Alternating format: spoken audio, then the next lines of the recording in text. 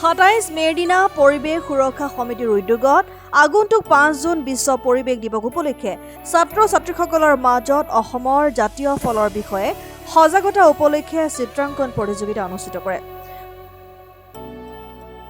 সোমবাৰে চিত্ৰাংকন প্ৰতিযোগিতা বৰদলৈ নগৰত অৱস্থিত সমন্বয় সংঘত বিমলা প্ৰসাদ প্ৰাথমিক বিদ্যালয়ত চিত্ৰশিল্পী দিব্যজ্যোতি বৰুৱাৰ পৰিচালনাত আৰু জ্ঞানবিন্দু স্কুলত অধ্যক্ষা পাপুৰী শৰ্মাৰ পৰিচালনাত অনুষ্ঠিত হয়।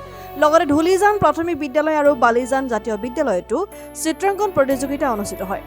সোমবাৰে অনুষ্ঠিত এই চিত্ৰাংকন প্ৰতিযোগিতাস্থলীসমূহ পৰিৱেশ সুৰক্ষা সমিতিৰ কেন্দ্ৰীয় কাৰ্যকৰী সভাপতি দিগন্ত ভট্টৰ নেতৃত্বত পৰিৱেশ সুৰক্ষা সমিতিৰ পৰিৱেশ কৰ্মীসকলে পৰিদৰ্শন কৰে।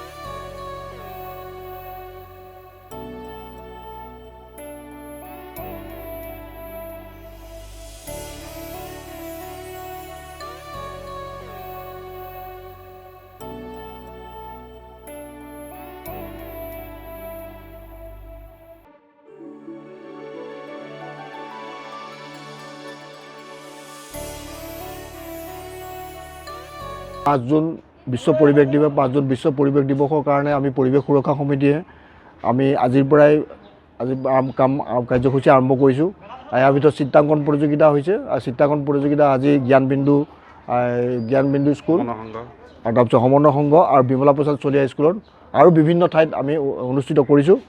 ইয়াৰ পিছৰ কাৰ্যসূচী 30 মে' তাৰিখে আমাৰ যিবোৰ গছপুলি ৰোপণ কৰা হৈছিলে তাৰ পৰিচৰ্যাৰ কাৰণে আমি আৰম্ভ কৰিম আৰু 2 মে' তাৰিখে আমাৰ জ্যোতিপ্ৰসাদ আগৰৱালা উদ্যানত আমাৰ মাননীয় মন্ত্ৰী আৰু আপোনাৰ পৌৰসভাৰ সভাপতি আৰু তিনিচুকীয়া উন্নয়ন প্ৰাধিকৰণৰ সভাপতিৰ উপস্থিতিত আমি 2000 প্ৰায় টেঙা পুলি যি বিতৰণ কৰা কাৰ্যসূচী আৰম্ভ কৰিম, সেই তাৰ শুভাৰম্ভ আমি কৰিম।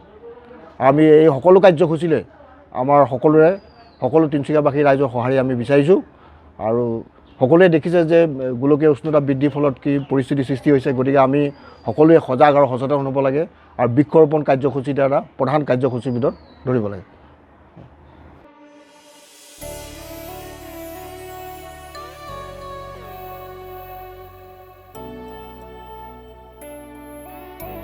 তিনিচুকীয়াৰ পৰা অজয় শৰ্মাৰ ৰিপৰ্ট, ডেমক্ৰেটিক আছাম।